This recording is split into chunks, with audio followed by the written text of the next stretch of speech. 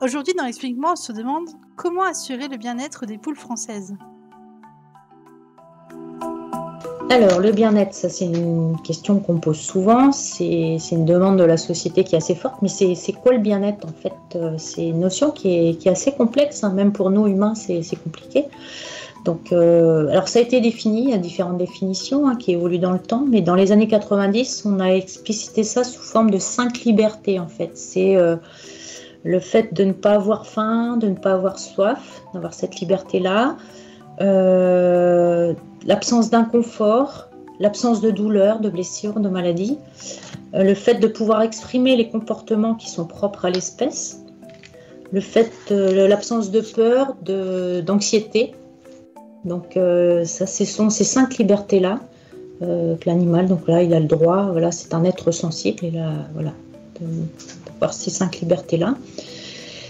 Et assurer le bien-être, c'est une préoccupation qui est quotidienne pour les éleveurs.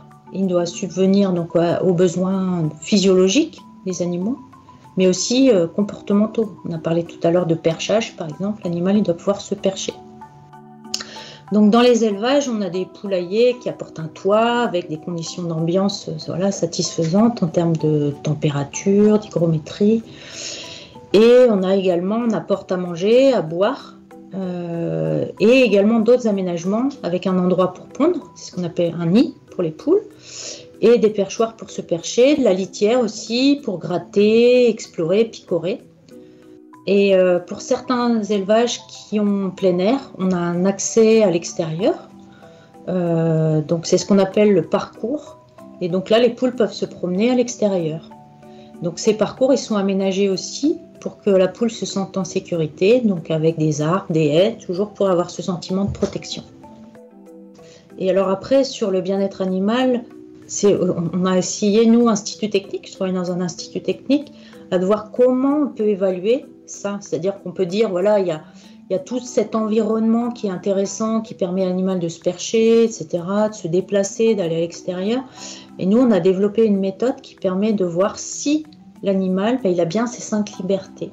Donc on a développé une méthode et aussi une application smartphone qui permet d'observer les animaux et voir s'ils sont dans des bonnes conditions de bien-être. C'est la méthode Eben que l'Itavi a développée.